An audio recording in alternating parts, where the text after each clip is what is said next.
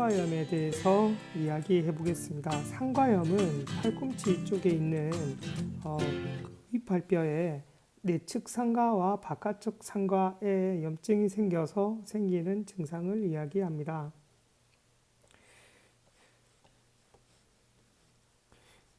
여기 보면 윗팔뼈에서 요 안쪽에 내측 상과에서는 우리 손목을 굽힌 근육들이 붙어 있습니다. 내가 보지만 참 필기를 못하네요. 저는 필기를 못합니다. 이 바깥쪽에서는 우리 바깥쪽에 있어서 이쪽은 편근이 붙어 있습니다. 이쪽에 근육이 붙어 있는 쪽에서 염증이 생기는 증상들을 이야기를 합니다.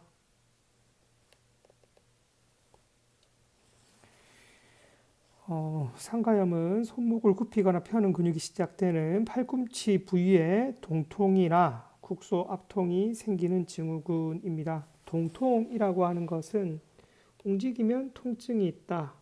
국소 압통, 누르면 아프다. 압박을 주면 아프다. 이런 이야기입니다. 상과염은 팔꿈치 관절의 상과 기시부에 동통이나 국소 압통이 생기는 증후군을 말하며 팔꿈치 관절 통증의 가장 흔한 원인 중 하나이다. 팔꿈치 아프다. 우리 그냥 엘보우다라고 이야기를 많이 합니다. 나이 드신 분들, 어르신들 이야기를 때 어디 아파요? 나 엘보우 왔어. 그냥 그 팔꿈치잖아요. 영어로 엘보우가. 그것에서 가장 많이 생기는 증상이기 때문에 그냥 관절 위치만, 인체에서 위치만 이야기를 해도 요 증상이다 알 수 있을 만큼 대명사적인 증상입니다. 테니스, 골프 등 팔을 많이 쓰는 동작을 하거나 직업상 팔을 많이 쓰는 사람에게 발생하더라. 바깥쪽 상과염을 테니스 엘보우라고 하고 안쪽 상과염을 골프 엘보우라고 한다. 바깥쪽 상과염은 테니스 치는 사람에게 흔히 발생하고 안쪽은 골프를 치는 동작을 하는 사람들에게 많이 발생하더라. 팔을 많이 쓰는 사람에게 생기며 테니스, 골프 이외에 다른 운동으로도 많이 발생하더라. 컴퓨터 사용자, 주부, 목수, 요리사 등 팔을 많이 사용하는 직업군에서 오발하더라. 요것들은 과사용 증후군입니다. 영어로는 오버유즈 신드롬 이렇게 이야기합니다. 많이 써서 생기는 것. 바깥쪽 상과염이 안쪽 상과염보다 더 흔한데 바깥쪽 상과염이라고 하니까 테니스 엘보우가 더 많더라. 바깥쪽 상과염은 일반 성인률 중에 1% 정도의 유병률을 보이며 안쪽 상과염은 0.1%의 유병률을 보이더라. 10배 차이 정도로 테니스 엘보우가 더 많다라는 것입니다. 그러면 먼저 외측 상과염, 테니스 팔굽증을 보겠습니다. 손목 관절을 펴시키는 근육이 여기 붙어 있다라고 했습니다. 그것에 과도한 긴장이 된 것이고 가쪽 윗관절 융기염 혹은 통증성 팔굽관절 증후군이라고 합니다. 펴는 근육에 붙어 있어서 공동힘줄 부위에 근염 또는 섬유염, 뼈막염, 활막염 등이 원인입니다. 뼈 붙어 있는 곳에 염증이 생기거나 그 관절육에 활막 있는 쪽에 염증이 생기더라. 특히 근육이 수축하면서 과도한 부하가 걸리면 힘줄에 현미경적인 미세한 찢김이 발생하게 되는데 치유 과정 중에서도 반복적 부하가 가해지면서 통증이 치유되지 못하고 불완전하거나 비정상적인 상태로 치유되어서 만성 통증이 있다고 알려져 있다. 이것이 근섬유 조직이 근섬유 조직을 이렇게 봅시다. 이렇게 섬유가 흐르는데 계속적으로 쓰니까 어떤 조직이 찢어졌습니다. 그러면서 이게 일자로 잘 붙어야 되는데 이상하게 뒤엉겨 붙기도 하고 이렇게 붙으면서 형태가 골고루 예쁘게 배치되지 못하고 마치 이렇게 떡진 것처럼 이렇게 엉켜 있는 모습으로 발견되기도 합니다. 그래서 이것을 풀 때 나중에 딥 프릭션 마사지라고 해서 그 심부 유착 마사지라고 해서 여기 엄지손가락을 대고 횡마찰을 실시합니다. 그렇게 해서 이 조직들을 파괴시켜 버리죠. 다 끊어버린다는 것이 아니라 유착을 끊어낸다. 그리고 나서 가만히 팔을 안 쓰게 그 붕대를 감거나 이렇게 해서 새로 섬유를 재정렬시키는 그런 치료법을 쓰기도 합니다. 근데 이렇게 할 때 너무 통증이 너무 심해서 잘 쓰지 않습니다. 간혹 여기에 마취 주사를 놓고 이런 방법을 쓰기도 합니다. 그런데 예전에 한참 썼는데 요즘은 이런 방법이 효과도 별로 없고 통증이 너무 심해서 잘 쓰지 않는 추세입니다. 자, 임상적 특성. 손목편, 아랫팔의 엎침, 뒷침의 제한, 및 약화, 악력 약화, 주먹을 쥐는 동작도 안 됩니다. 통증 부위를 압박하면 급심한 통증과 방사통이 생깁니다. 평가는 저항 검사를 할 수 있습니다. 손목 관절을 노쪽 편시키고 펴말 때 저항을 주면, 그러니까 이 근육을 쓰게 했을 때 여기에 과사용되어 있으니까 섬유 조직들이 찢어져 가지고 이상하게 붙어 있으니까 제대로 작용하지 못하겠죠. 그래서 힘을 쓰려고 하면 통증이 나타납니다. 머드 슬로우 검사라는 것은 이 세 번째 손가락을 펴보세요 하고 했을 때 이 사람이 저항을 제공하면 이쪽에서 통증이 증가합니다. 코젠 검사는 이 느린 검사입니다. 이게 코젠 검사입니다.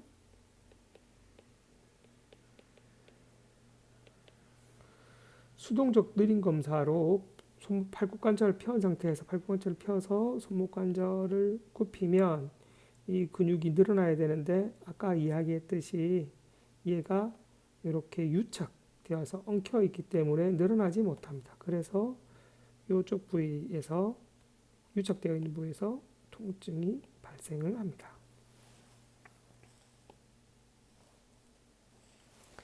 자, 그러면 어떻게 치료하느냐? 급성기에는 안정이 중요하죠. 초기 염증을 가려앉아야 하니까 안정 및 휴식, 심하면 보조기를 착용을 합니다. 이런 분들의 특징이 과사용 증후군 온 분들이 많이 써서 그렇잖아요. 보통 좀 부지런한 분들이 많이 걸리더라고요. 제가 임상에서 와보면 우리는 테니스 엘보라고 이야기하는데 제가 본 많은 분들은 식당 근로자들, 식당에서 일하시면서 특히 어떤 식당이냐, 돼지국밥집이나 이런 거 있잖아요. 뚝배기 같은 것들 얼마나 무겁습니까? 이런 것들을 들고 유지하려면 식판 나오는 그릇 같은 거 들고 유지하려면은 손목을 딱 중립 자세를 유지한 상태에서 등척성 수축을 해야 되잖아요, 그죠? 그러면서 팔이 이렇게 있으면서 이 쟁반을 들고 이 위에 무거운 뚝배기 그릇들이 이렇게 있으면 요 유지하면서 외측상가에서 통증이 발생합니다. 그래서 저는 골프스 엘보라고 보기보다는 학생들 기억하라고 저는 뚝배기 엘보라고 부르는 것이 맞지 않는가. 이런 그릇들이 워낙 무거워서, 그리고 그런 것들 곁가지 반찬들하고 이렇게 무겁잖아요. 많은 분들이 식당 종사하시는 분들이 통증으로 많이 호소돼서 오시는데, 이분들의 특성이 워낙 부지런하셔서 좀 쉬세요, 쓰지 마세요라고 하면 그래야지요 하면서도 일을 계속 하십니다. 여건상 일을 해야 되는 그런 걸지 아니면 이분들이 부지런해서 그럴지 모르겠지만 일을 계속 하시기 때문에 이것들은 과사용 증후군이잖아요. 주사 맞고 통증을 깔아앉혔다가 염증을 좀 줄였다가 또 재발되고 그래서 그냥 심하면 보조기를 아예 채워버립니다. 더 심하면은 깁스를 해버립니다. 풀지는 못하게. 그러지 않으면 너무 염증이 심해져가지고 그 조직 끝부분을 잘라야 됩니다. 그리고 나서 건전한 남아있는 염증 없는 조직을 땡겨와서 여기 나사를 박아서 치료를 하는 경우가 생기기 때문에 그런 경우도 있습니다. 인적 관절의 능동 가동 운동, 다른 부위에 가동 범위를 좀 만들어주고요. 물리적 인자 치료로는 온열 치료, 염증과 부종이 있으면 냉치료, 테니스 초음파 요거 셋이 같이 다닌다라고 했죠. 이런 치료하고, 운동 치료는 무슨 범위? 통증 없는 범위에서 다각성, 등척성 운동. 왜? 근력 유지를 위해서. 만성기에는 뭐 온열 치료로 붓기 깔아앉고 나면 이제 조직을 혈액순환도 증가시키고 통증도 감소시키기 위해서 온열 치료, 운동 치료 등을 합니다. 최근 연구에 따르면 이런 것들이 이제 저항 운동을 하는데 우리 근육 길이가 짧아지는 등심성 운동보다는 구심성 운동보다는 원심성 운동, 늘어나면서 힘을 쓰는 것이 효과적이라고 합니다. 늘어나면서 힘을 쓰는 것이 어떤 것이 있느냐? 우리 플렉스바라는 것이 되게 유명하게 있거든요. 이 고무바 이렇게 해가지고 고무바 이렇게 있는데 그것을 그냥 빨래 짜듯이 이렇게 손으로 쥐어 짭니다. 수준으로 딱 쥐고 그러면서 팔꿈치 운동을 하거나 그런 것들을 할 수 있습니다. 교육 및 자가 관리, 팔의 사용이 무리하지 않도록 과사용 증후군, 손상된 힘줄이 나을 수 있도록 시간을 주는 것이 중요하다. 테니스 엘보우는 쉬면 좋아지긴 하지만 상당히 재발도 잘합니다. 제가 본 그 증상 중에 가장 치료가 어려운 것 중에 하나가 테니스 엘보우입니다. 쉽게 통증을 깔아앉히기도 하지만 금방 또 재발되어 버리기 때문에 좀 제대로 치료하기가 어렵습니다. 그래서 이 사람들 생활이나 이런 것까지 잘 코치를 해주어야 합니다. 자, 그러면 내측상가염을 보겠습니다. 그 유사한 증상인데 생기는 방향이 다른 것입니다. 골퍼 팔굽증이라고 해서 골프 칠 때 이렇게 많이 발생한다고요. 테니스 엘보우는 테니스 치는 동작에서 많이 발생하는데 테니스에서는 백스트로크 이렇게 공 올 때 손등으로 이렇게 뒤로 치는 동작에서 많이 발생한다라고 이야기를 합니다. 이건 어쨌든 골프 칠 때 많이 발생해서 골프 발굽증이라고 부르기도 합니다. 망치 작업, 골프 스윙, 공 던지기 등 과사용 증후군이고요. 이거는 안쪽 관절 융기, 내측 상과에서 발생하고 원업친근, 노쪽 손목 핀근이 손상을 당하더라. 특성도 유사합니다. 국소적으로 압통을 호소하더라. 그래서 여기 치료사가 이쪽 부위를 탁 눌러보면 통증을 바로 호소합니다. 아래팔 엎침하면서 손목 관절 굽힘과 좌쪽 편의를 하면 요 근육을 최대한 수축시키면 굽히고 좌쪽 편의를 하게 되면 여기에 통증이 나타나더라. 손목의 가동 범위가 제한되더라. 평가 및 중재. 평가는 저항 검사. 제쳐놓고 힘주세요 라고 하면 통증을 생길 수 있고요. 아까 코젠 검사와 똑같은데 수동적으로 늘리는데 반대쪽으로 늘리니까 역코젠 검사라고 이야기합니다. 아까는 손목을 굽혔는데 이제는 폈지요. 중재는 내측 상과염과 유사하게 적용을 합니다. 협착성 힘줄 집염이라고 이야기를 하는 건데 협착성 이렇게 달라붙어 있다는 겁니다. 스테노시스가 협착성 이렇게 허리 질환 이런 거 협착증 이야기하거든요. 힘줄을 둘러싸고 있는 집에 염증이 생겼다라는 것입니다. 힘줄을 둘러싸고 있는 집, 요 힘줄, 텐던을 둘러싸고 있는 요 집에 염증이 생겼더라. 그래서 협착, 달라붙어 있더라는 이야기입니다. 긴 엄지 벌림근과 짧은 엄지 편근에 발생한 윤활집의 염증성 변화, 손목 건초염이라고도 합니다. 또 게이머스 썸, 이라고도 부르기도 합니다. 요것의 원인은 과사용, 요것도 많이 써서 생기는 것입니다. 스위스 의사의 이름을 따서 드케르뱅 병이라고도 불리웁니다. 이 드케르뱅이라는 사람 나중에 종종 등장합니다. 임상적 특성, 해부학적 코 담배값, 아나토미컬 스너프 박스. 예전에 요 그 코 담배값이라고 부르는 곳에서 요쪽 부분에서 이렇게 여기에 예전에 그 코로 흡입하는 그런 담배 가루들이 있었나 봐요. 그래서 여기를 코 담배값이 돼가지고 여기서 코로 뭐 흡입해서 마시는 그런 것들. 그래서 해부학적 코 담배값이라고 하는데 여기에 증상이 주로 나타나고요.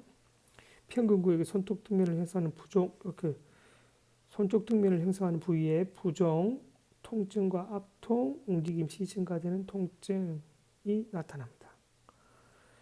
검사 평가 방법은 핑켈스테인 검사법이라고 하는데 이거가 중요합니다.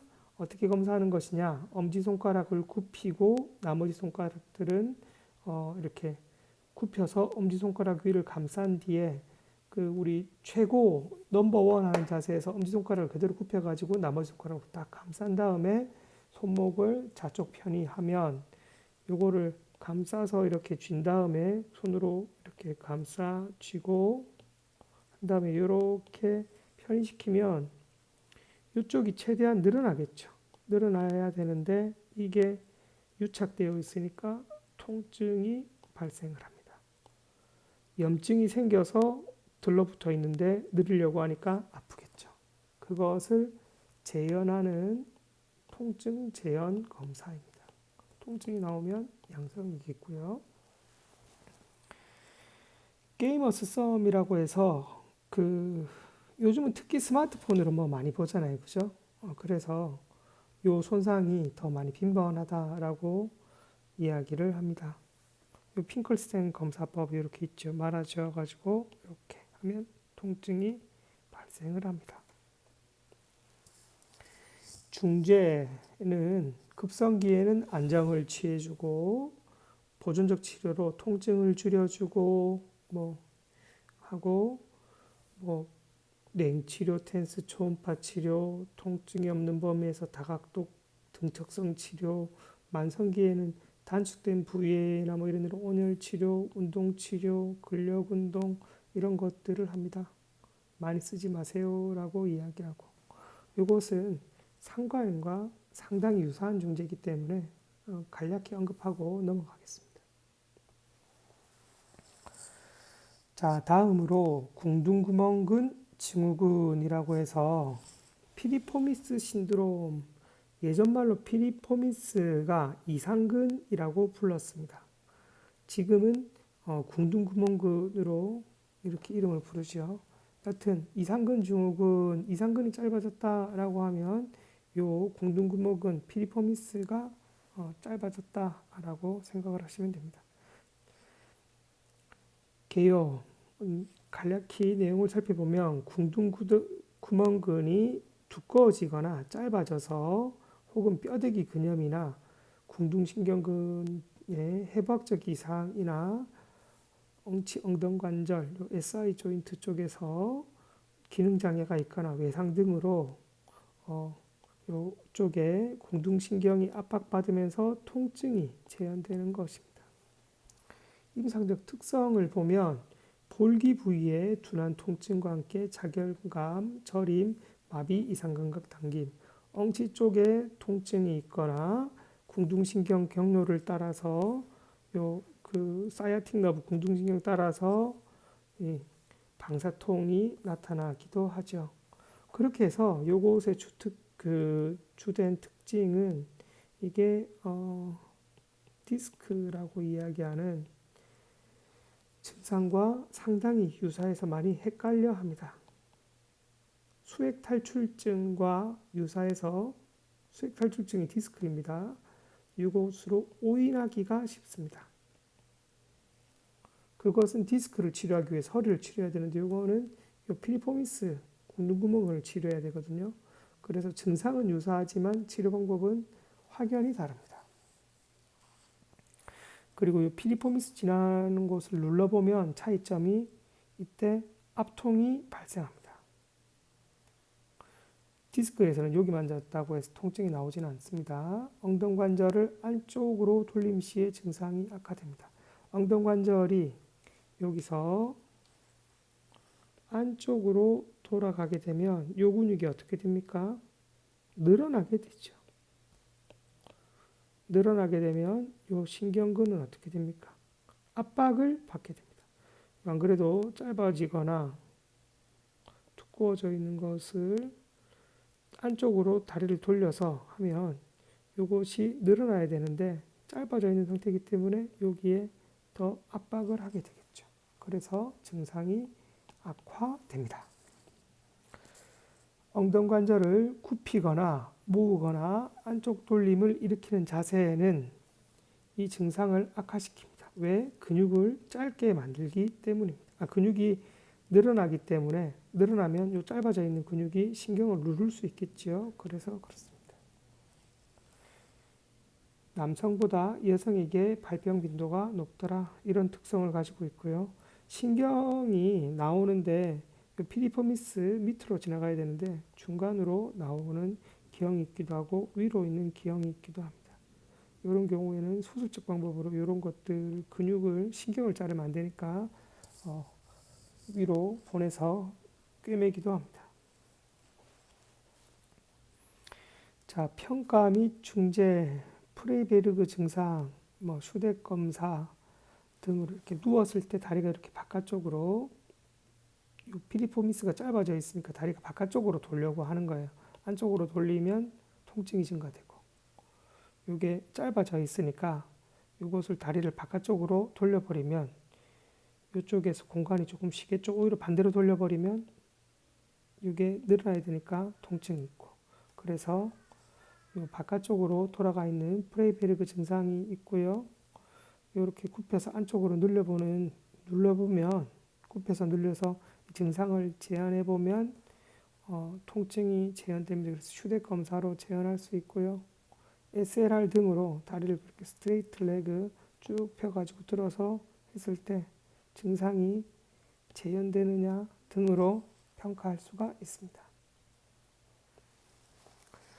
자, 중재 어떻게 치료하느냐? 급성기에는 안정을 취해야 되니까 이 안정을 취하려면 엉덩관절을 가쪽 돌림시킨 상태로 안정을 취하게 하면 이 엉덩관절이 최대한 자기가 짧아지는 상태가 되잖아요. 그죠?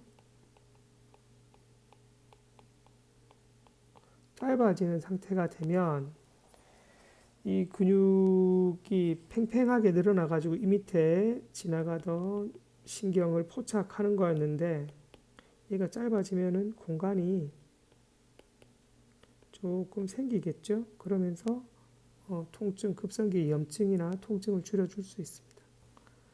혹은 깊은 열 치료, 급성기에도 보통 열을 안 하는데 적용하는 것은 요 피리포미스의 굼구멍근의 이완을 유지하기 위해서 할 수도 있습니다. 물론 염증이 심하다거나 그런 경우에는 아이스를 써도 좋습니다. 레이저 등의 온열 치료를 할 수도 있고 운동 치료는 RM 엑서사이즈 통증 없는 범위에서 등적성 운동을 하더라. 만성기에는 깊은 열 치료 그래서 이 근육을 이완시켜 줘야 되고요. 운동 치료 스트레칭이 상당히 중요하죠. 이렇게 해서 지금 스트레칭을 지금 이 환자분의 오른쪽 피리포미스 요 뒤쪽에 있는 쪽에 스트레칭 하는 것을 합니다. 어느 정도 기간이 지나고 나서 통증이 그러니까 그 염증이 심하지 않고 어느 정도 운동해도 괜찮은 상황에서 이렇게 스트레칭을 하고요. 그리고 근력 유지 및 증진 운동을 하더라. 그리고 병원에서는 할 수 있는 시간이 얼마 안 되니까 집에서 늘 자기 다리를 치료할 수 있게 합니다. 일주일 중에 병원 2번 온다라고 해도 운동 치료하는 시간이 15분 하면 30분밖에 안 되잖아요. 그죠? 그래서 집에서 홈티칭이 상당히 중요하더라. 그래서 공등구멍근이 긴장 단축되는 다리 꼬고 앉기는 피해야 되고 쪼그려 앉기 같은 동작을 하지 않도록 시켜야 합니다. 그리고 하루 2, 3회 자가 스트레칭 운동을 시키도록 합니다.